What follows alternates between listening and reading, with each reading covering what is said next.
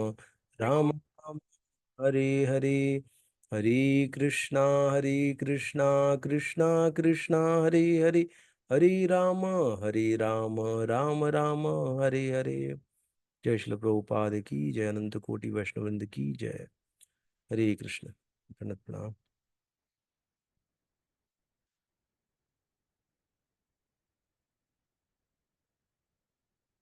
तो हम लोग आज पढ़ने वाले हैं श्रीमद् भगवद गीता, अध्याय 3 और श्लोक संख्या 31, 31। मैं स्क्रीन शेयर करता हूँ। कल भी जो हमने श्लोका पढ़ा बहुत ही इम्पोर्टेंट श्लोका था।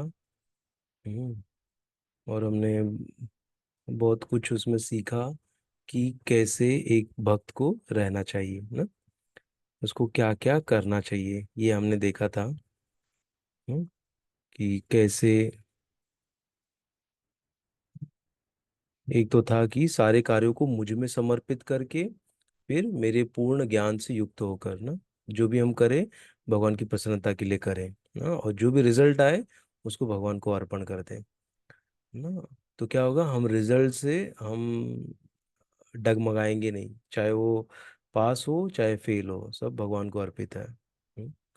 फिर पूर्ण ज्ञान से युक्त होकर, और पूर्ण ज्ञान से युक्त होकर मतलब भगवत गीता को पढ़कर, शास्त्रों को पढ़कर, भगवान के बारे में पूर्ण सब कुछ जानकर, फिर लाभ की आकांक्षा से रहित ना।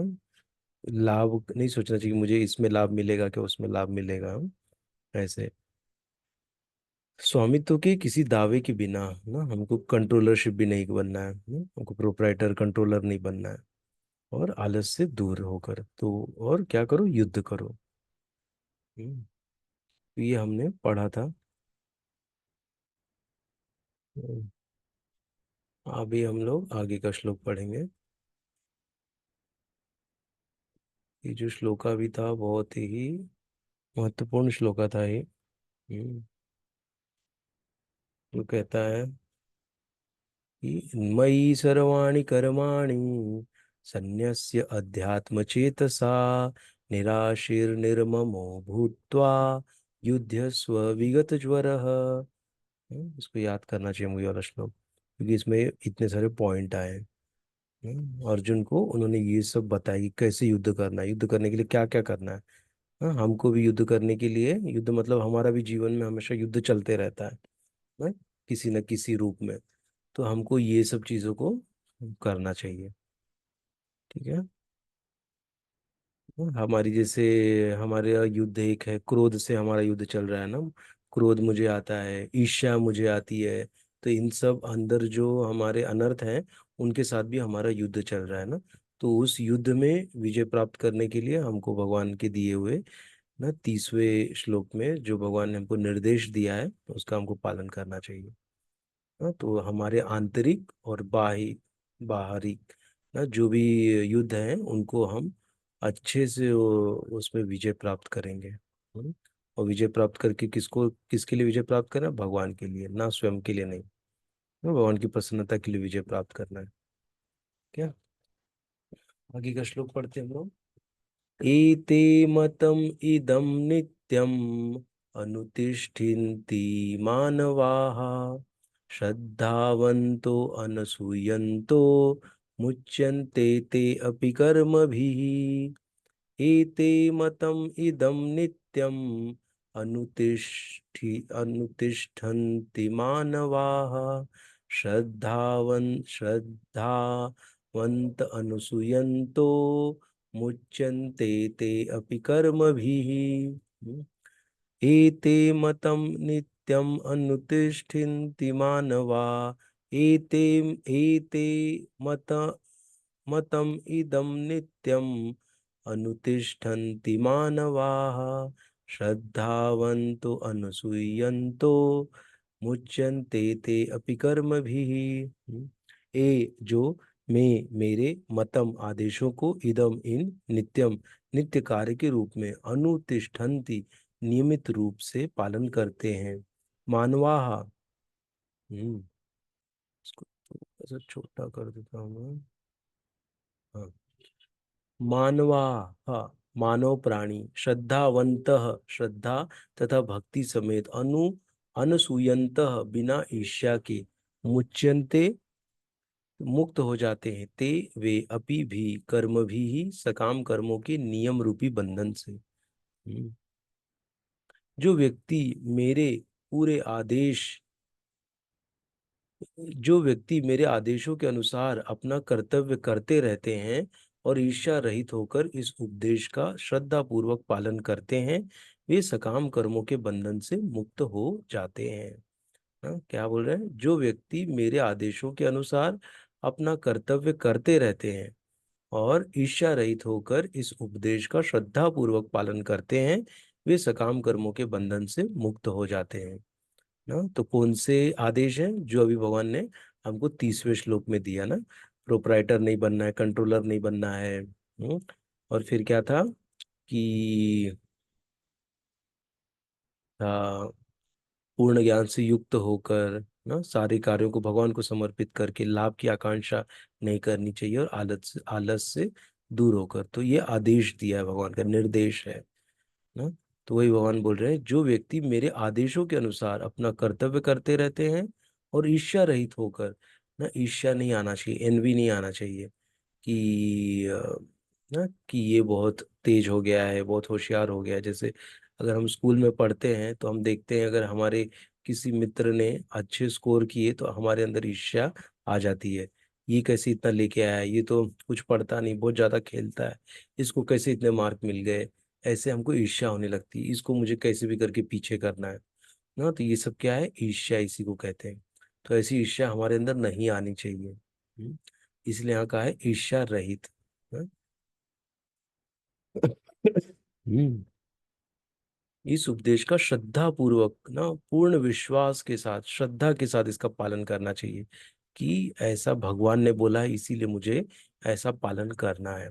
तो क्या होगा? वे सकाम कर्मों के बंधन से मुक्त हो जाते हैं ना। सकाम कर्म क्या है? हमने देखा था ना, सकाम कर्म मतलब जिससे हमको कुछ लाभ मिले, उस आकांक्षा से अगर हम कोई कार्य करते हैं, उसी को सकाम कर्म कहते हैं ना। कुछ मुझे बेनिफिट मिले, मुझे कुछ लाभ मिले ना, ऐसा तो उसको सकाम कर्म कहते हैं।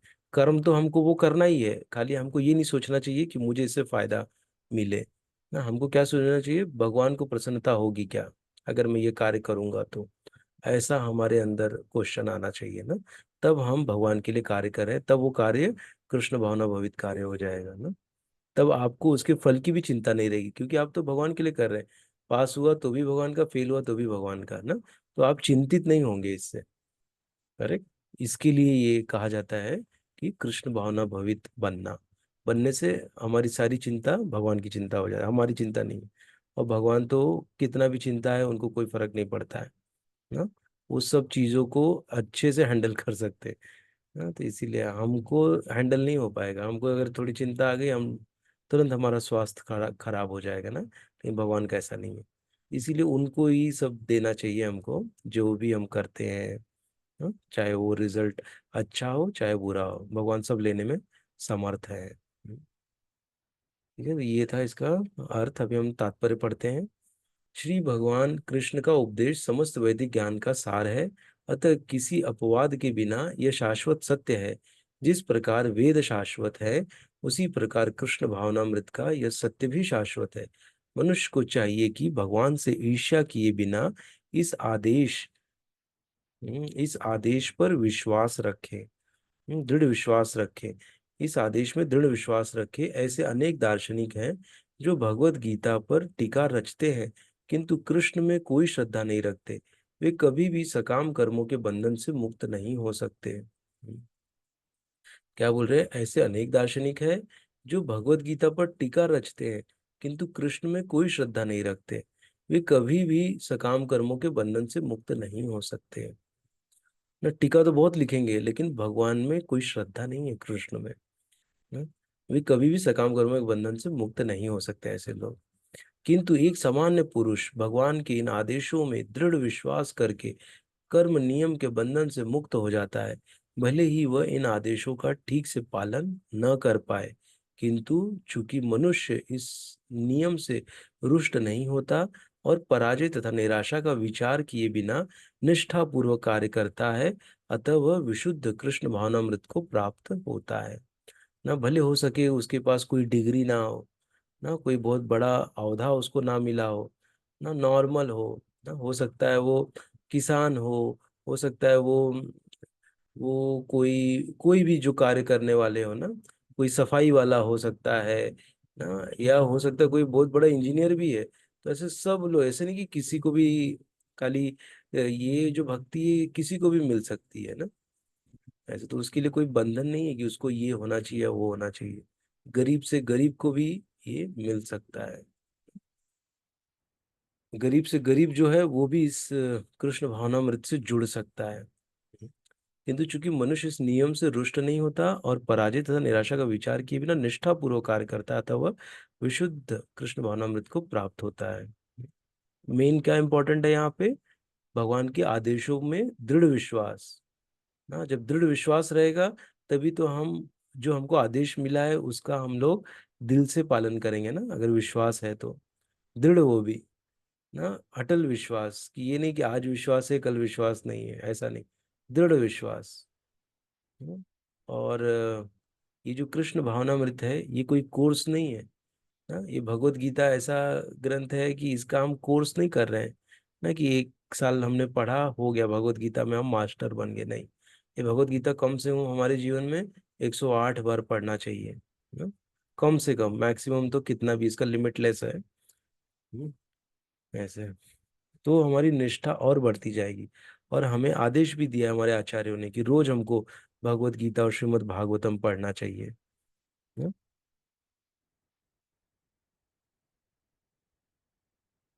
और हमको रोज लेक्चर सुनना चाहिए ना, श्रवणम कीर्तनम स्मरणम। श्रवण और कीर्तन बहुत इंपॉर्टेंट चीज है। ये आगे का श्लोक पढ़ते हैं हम लोग, 32वां।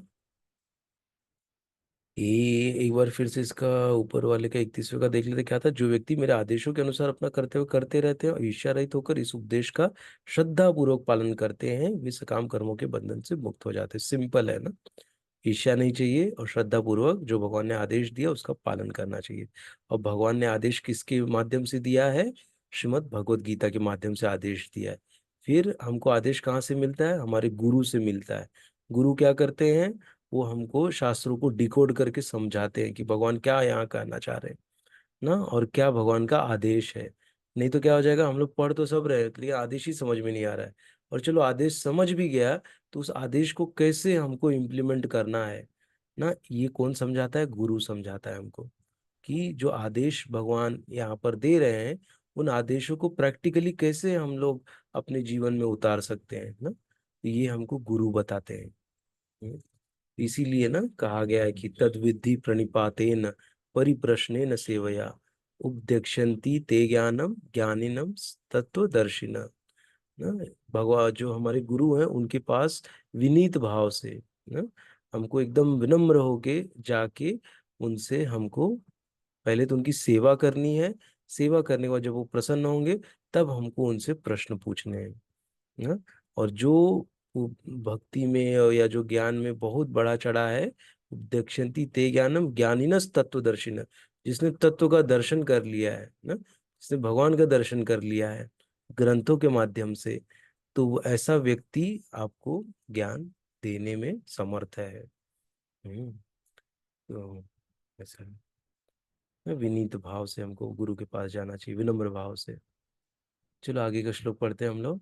एत्वेतदब ए ए एतत् एतत् एत्वेतदभ्यसूयन्तो नान् अनुतिष्ठन्ति ते मतं सर्वज्ञानविमूढांस्ता विद्धि नष्टान् चेतस।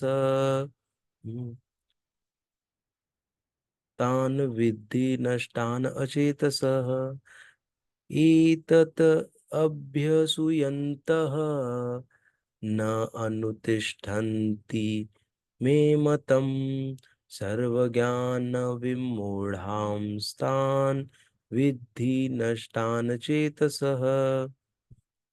ए जो तू किंतु एतत् इस अभ्यसूयंत ईर्ष्यावश न नहीं अनुतिष्ठन्ति नियमित रूप से संपन्न करते हैं। मैं मेरा मतम आदेश सर्व ज्ञान सभी प्रकार के ज्ञान विमूढ़ान पूर्णतया दिग्भ्रमित तान उन्हें विद्धि ठीक से जानो नष्टान नष्ट हुए अचेतस कृष्ण भावना भवित कृष्ण भावनामृत रहित। हम्म, हम्म। किंतु जो ईर्ष्यावश इन उपदेशों की अपेक्षा करते हैं या उपेक्षा करते हैं, इनका पालन नहीं करते, उन्हें समस्त ज्ञान से रहित दिग्भ्रमित तथा सिद्धि के प्रयासों में नष्ट भ्रष्ट समझना चाहिए। फिर से एक बार पढ़ते हैं। किंतु जो ईर्ष्यावश इन उपदेशों की अपेक्षा करते हैं, इन उपदेशों की मतलब नेग्लेक्ट करते हैं ना, किंतु जो ईर्ष्यावश इन उपदेशों की उपेक्षा करते हैं, इनका पालन नहीं करते, उन्हें समस्त ज्ञान से रहित दिग्भ्रमित तथा सिद्धि के प्रयास में नष्ट भ्रष्ट समझना चाहिए। ना उपेक्षा जो करते हैं ईर्ष्यावश, तो उनको क्या समझना चाहिए? उन्हें समस्त ज्ञान से रहित, उनको कोई ज्ञान नहीं है। दिग्भ्रमित ना, दिशा भ्रम हो गया है, कहाँ जाना है, कहाँ जाना है वहां जा ही नहीं रहे, अलग ही जगह पे जा रहे हैं ना। अगर सोचिए अगर हमको दिल्ली जाना है ना, और दिल्ली ना जाके हम लोग चले गए बैंगलोर ना, तो कितना बड़ा नुकसान हो गया ना हमारा।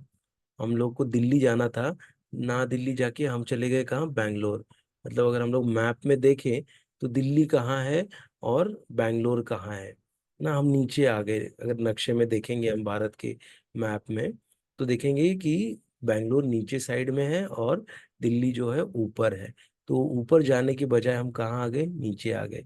वापस अगर मुझे दिल्ली जाना है तो वापस मुझे फ्रॉम जैसे A to B जाना था, हम आगे A to C, अभी C to फिर A आओ, फिर A to B जाओ ना, कितना बड़ा लंबा रास्ता हो गया ना। तो इसी को दिशा भ्रम कहते हैं ना, कि हमको जाना कहाँ है और हम जा कहाँ रहे हैं ना। ऐसे तो हमको जाना कहाँ है, भगवान के धाम ना। भगवान के धाम जाने के लिए रास्ता कहाँ से है, वो श्रीमद् भगवद गीता में बताया गया है ना। आदेशों का भगवान के पालन करो, उससे हम धीरे धीरे कृष्ण भावनाभावित बनेंगे और हम सही रास्ता पकड़ के सही जगह पर हम पहुंचेंगे अपने डेस्टिनेशन पे ना। अभी हम लोग सही रास्ते पे चल रहे हैं ना, हमारा अभी हमको पाथ मिल गया है ना, पाथ हमको मिल गया है। और हमको जो हमारा गोल है, डेस्टिनेशन है, वो भी हमको पता चल गया है ना क्या है। तो इसलिए हमको मतलब हमारा 50% हम अचीव्ड है, हमारा सब है। अब खाली बस हमको 50% और प्रयास करना है ना, अपना प्रयास करना है हमको। तो वही यहाँ पर बताया है कि दिग्भ्रमित तथा सिद्धि के प्रयासों में नष्ट भ्रष्ट है। सिद्धि का प्रयास में प्रयास ही नहीं कर रहे हो सिद्धि पाने के लिए ना, तो उसी में नष्ट भ्रष्ट बोल रहे हैं उनको। तात्पर्य यहाँ पर कृष्ण भावना भवित न होने के दोष का स्पष्ट कथन है। जिस प्रकार परम अधिशासी की आज्ञा का उल्लंघन के लिए दंड होता है, उसी प्रकार भगवान के आदेश के प्रति अवज्ञा के लिए भी दंड है। अवज्ञाकारी व्यक्ति चाहे कितना ही बड़ा क्यों न हो, वह शून्य हृदय होने से आत्मा के प्रति तथा परब्रह्म परमात्मा एवं श्री भगवान के प्रति अनभिज्ञ रहता है।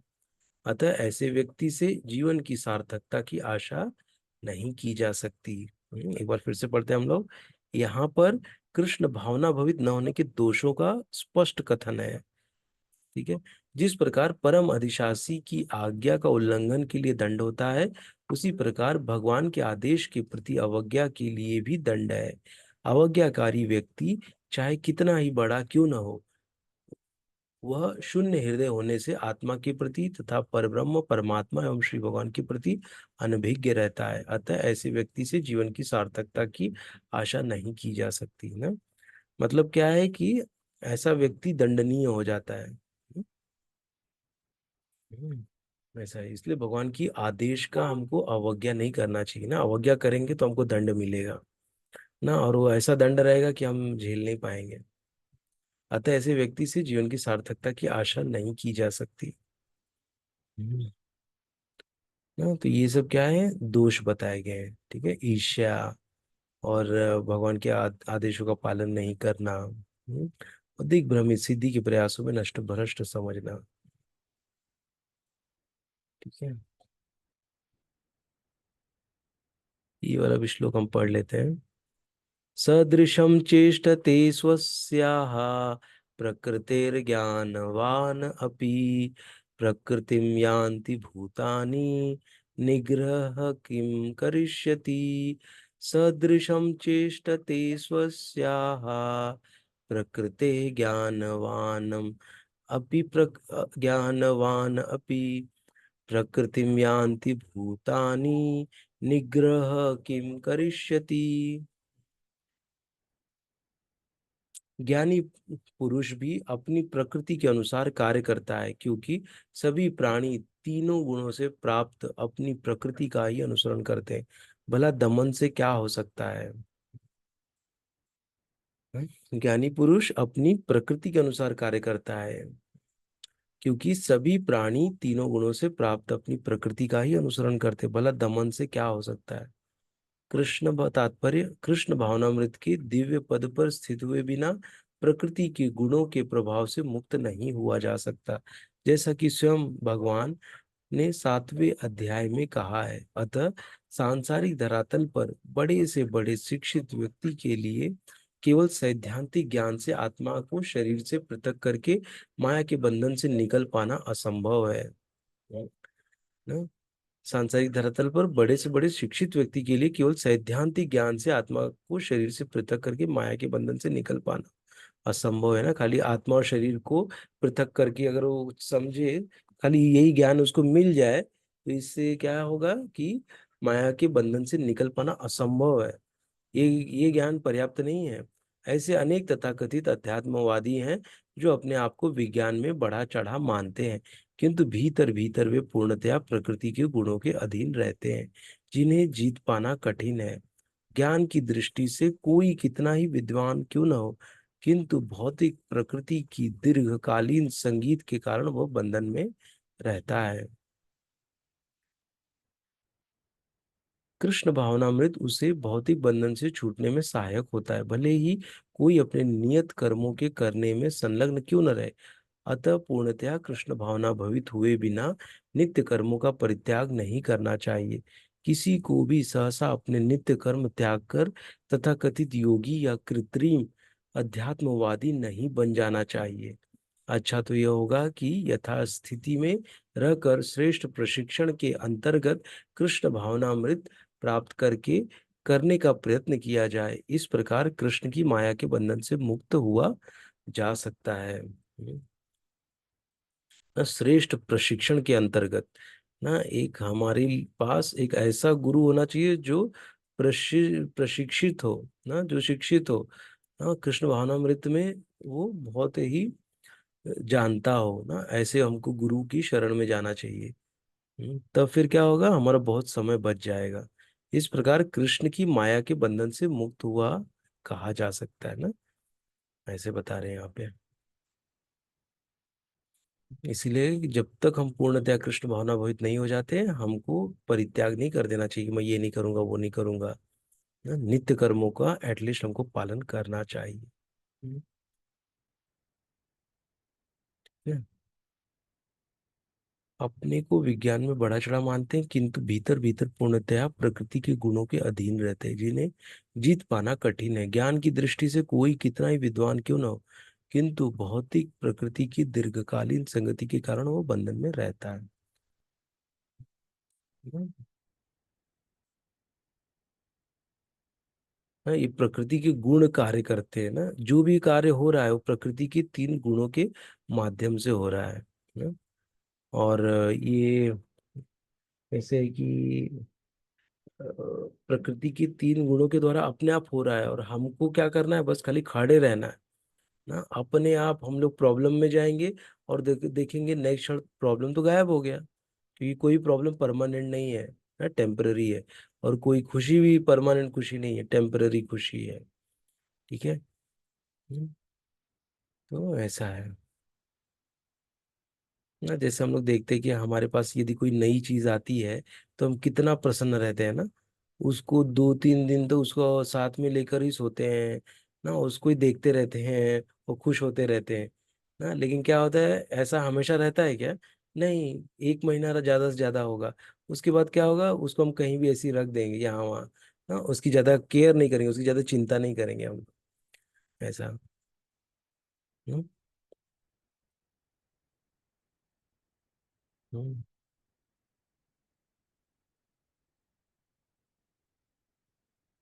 तो यही है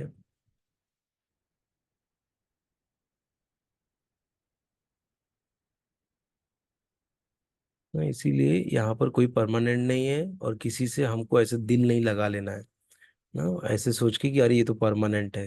यहाँ पे कोई भी चीज परमानेंट नहीं है ना, रिश्ते ना नाते, कुछ भी नहीं। थोड़े समय के लिए पानी का बुलबुला जैसे आता है, वैसे बुलबुले के जैसे हम लोग भी आए हैं, थोड़े दिन यहाँ पर रहेंगे और फिर हम लोग यहाँ से चले जाएंगे। हाँ, ऐसे। तो इसीलिए हमारा मेन एम क्या होना चाहिए कि हमको डेस्टिनेशन तक पहुंचना, उसके लिए हम क्या प्रयास कर रहे हैं ना, हमारे लिए वो सबसे ज्यादा जरूरी है। हाँ, कि हमारा प्रयास कैसा हो रहा है ना, ये प्रश्न अपने आप से पूछना चाहिए, क्या मैं सही प्रयास कर रहा हूँ, क्या मैं जो कर रहा हूँ वो सही कर रहा हूँ ना, ऐसे प्रश्न हमको आने चाहिए। तो आज हम लोग यहीं तक करेंगे, आगे फिर 32वां श्लोक हम लोग, 32 नहीं, अभी हम लोग श्लोक लेंगे 34वां। आज 31, 32, 33 तीन श्लोक हमने किए। हम्म, हम लोग अभी 34वें श्लोक में जाएंगे कल। ठीक है, किसी को कुछ बोलना है?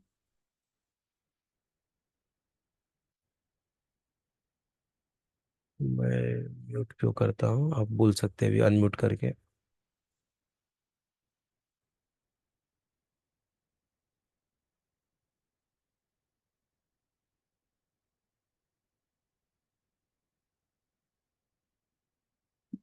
सर मुझे एक सवाल था। पूछिए ना। सर हर चीज के लिए टाइम कैसे निकाले? हर चीज के लिए टाइम कैसे निकालें, यही प्रश्न है क्या? Yes sir. जैसे मुझे बहुत, जैसे स्कूल का हम लोग को बहुत काम रहता है, जैसे टाइम कैसे निकालने का बार बार वो टेंशन आता रहता है, जिसकी वजह से पूरा काम अधूरा ही रह जाता हम्म, बहुत अच्छा प्रश्न किया आपने। तो कैसे हम समय निकालें ना, तो समय निकालना, समय तो सबके पास उतने ही है ना। जैसे हम देखते हैं मोदी जी कहाँ कहाँ जा रहे हैं, क्या क्या कर रहे हैं, उनके पास भी 24 घंटे हैं, हमारे पास भी 24 घंटे है ना। लेकिन वो क्या करते हैं, वो प्लानिंग करते हैं ना, वो क्या करते हैं, प्लानिंग करते हैं। तो हमको भी अच्छे से प्लानिंग करना चाहिए कि मैं कल क्या करूँगा, उसकी प्लानिंग आज ही हो जानी चाहिए ना, सोने के पहले, कि कल मैं सवेरे इतने बजे उठूंगा, फिर स्कूल जाऊंगी, फिर आने के बाद मैं कुछ लंच या लूंगी। हाँ, उसके बाद मेरे पास 2 घंटे समय है, उस 2 घंटे में मैं क्या करूंगी, फिर 1 घंटा आराम करूंगी, फिर उठ के मैं क्या क्या पढ़ूंगी। तो ये आपके पास चार्ट प्रिपेयर होना चाहिए ना, कल आप क्या करने वाली हो। तो आपको देखना है कि आप उस प्लान के साथ स्टिक हैं क्या ना, उस प्लान को बराबर फॉलो कर रही हो क्या। तो जब उसको फॉलो करोगी, तो आपको पता चलेगा कि अरे मेरा इतना समय तो यहाँ चला गया, उतना वहाँ चला गया, मैं मोबाइल 1 घंटा देखने लग गई, उसी मेरा 1 घंटा चला गया। अगर वो नहीं देखती तो मैं ये वाला सब्जेक्ट कंप्लीट कर सकती थी। तो आपको रियलाइज होगा ना, जब आप प्लान करके चलोगे। जब आपने प्लान ही नहीं किया अपना डे, तो क्या होगा, आप ये भी कर रही हो, वो भी कर रही हो, फिर कुछ भी नहीं कर रही हो, ऐसा भी हो रहा है। तो क्या होगा कि आपका काम सफल नहीं होगा। हाँ, यदि आप चाहते हैं कि आप जो कर रहे हो वो अच्छा होए और आपका अच्छा टाइम यूटिलाइजेशन होए, तो आपको अपना दिन प्लान करना चाहिए ना। सारे सक्सेसफुल लोग अपना डे प्लान करके चलते हैं। प्लान करिए कि आप कल क्या क्या करोगी ना। हो है। सकता है सर एक एक दिन पूरा ना होए, फिर आपको रिग्रेट होगा, अरे मैंने तो जो प्लान बनाया मेरा तो हुआ ही नहीं। मैं कल के दिन, अगले दिन, नेक्स्ट डे, मैं I will stick with that plan ना, जो भी मैंने बनाया उसको स्टिक रहूंगी, उसको अच्छे से उसको फॉलो करूंगी। तो फिर क्या होगा, आप अचीव करोगी जब वो प्लान, तो आप देखोगे अरे वाह, आज मैंने ये प्लान को फॉलो किया, आज मैंने कितना सारा ज्यादा पढ़ लिया। तो आपके अंदर से खुशी मिलेगी, फिर आप वापस नेक्स्ट डे को प्लान करोगी। ऐसे करते करते आप सफल हो जाओगी। हाँ? तो प्लान करिए अपना डे, एक अच्छा सा एक चार्ट तैयार करिए, ना, और वो चार्ट में आप डालिए ना कि आप क्या क्या करने वाली हो ना। चाहिए तो मैं एक शेयर करूंगा, जैसे हमको हर एक, मैंने एक चार्ट एक बार अपने बच्चों के लिए प्रिपेयर किया था, वो देखता मैं आपको शेयर करूंगा ना। तो उसको आप अल्टर कर सकती हो अपने हिसाब से, उसको मॉडिफाई करके आप अपना दिन प्लान कर सकती हो। ठीक है। अभी इस सेशन में आ रही हो तो कौन कौन नोट्स तैयार कर रहा है, कौन कौन पेन और पेपर लेकर बैठता है या नोटबुक लेके बैठता है कि जो हम डिस्कस कर रहे हैं कुछ पॉइंट्स आ रहे हैं, तो उसको नोट कौन कौन कर रहा है यहाँ पे। आप हैंड्स अप कर सकते हो यदि आप करते हो तो। Very good. चलेगा, ऐसे नोट्स बनाते रहिए ना, नोट्स बनाना जरूरी, नहीं तो क्या हो गया कि हमने टाइम वेस्ट कर दिया अपना ना, क्योंकि हमारी बुद्धि इतनी तीव्र नहीं है कि हमको याद रहे कि हमने कल क्या किया था। आज मैं पूछूं कि हमने 3.22 में क्या पढ़ा था, तो आपको कुछ भी याद नहीं आएगा ना। लेकिन अगर आपके पास नोट्स रहेगा और जो नोटबुक आपने बनाई है, उस नोटबुक में अगर आपने पॉइंट लिखे होंगे, तो आप बता सकते हो 3.22 में हमने ये पॉइंट्स पढ़े थे ना, और ये श्लोक था। तुरंत देख सकते हो ना। तो ऐसा होना चाहिए ना, हमारे पास नोट्स होना चाहिए। हम्म। तो आप प्लीज, आप लोग आ रहे हो, सेशन अटेंड कर रहे हो, तो एक खाली नोटबुक छोटा बना लो और उस पर थोड़ा पॉइंट्स लिखा करिए ना। बहुत अच्छा लाभ मिलेगा। आप फिर क्या है, वो पॉइंट्स आप अन्यों के साथ शेयर कर सकते हो ना, बता सकते हो आप। हम्म। तो आज हम लोग यहीं तक करेंगे, और फिर कल हम लोग मिलेंगे। जैसा पहले भी बोला था कि अगर आपको आज भी जो पॉइंट्स मिले हैं, प्लीज आप लोग एक प्रैक्टिस करिए कि यूट्यूब के कमेंट में जाके डालिए वीडियो के ना। तो जो भी व्यक्ति उसको फ्यूचर में यूज करेगा, वो वीडियो देखेगा, उसके पास पॉइंट्स रहेंगे ना। क्योंकि आप लोग लाइव सेशन में ज्वाइन हो रहे हो, तो आप लोग अगर ये प्रैक्टिस करोगे तो बहुत अच्छा होगा। और यूट्यूब में जो फ्यूचर में देखने वाले हैं, उनसे भी मेरा नम्र निवेदन है कि आप लोग भी कृपया करके क्वेश्चन डालिए ना। जैसी वीडियो आपका हो जाता है कंप्लीट, तो आपने क्या क्या सीखा, 2-3 लाइन में, या खाली बस 2-3 वर्ड्स में भी आप डाल सकते हो, 4 वर्ड्स आपने क्या क्या इस श्लोक से सीखा ना। ये भी प्रैक्टिस करेंगे तो हमारा लर्निंग बहुत अच्छा होगा। हम्म, ठीक सर है। मुझे एक श्लोक याद है। अच्छा, बोलिए कौन सा श्लोक याद है। श्लोक 58 है। अ, यदा संहर्ते चाहे कर्मोद्यगानि इंद्रियाणि निर्दयते बहिस्तस्य प्रज्ञा प्रतिष्ठिता। बहुत अच्छा, बहुत अच्छा, वेरी गुड। ऐसे धीरे धीरे पढ़ते रहो, याद हो जाएगा ना। अभी आपके लिए आसान हो जाएगा पढ़ना। Thank you. ठीक है, तो आज हम लोग एंड करते हैं सेशन, हम लोग कल मिलेंगे। बहुत बहुत धन्यवाद आप सभी को ज्वाइन करने के लिए। हरे कृष्ण, जय श्री प्रभुपाद की जय, अनंत कोटि वैष्णव वृंद की जय। हरे कृष्ण सभी को। Yes, हरि बोल। Hare Krishna. Sir. हरे कृष्ण।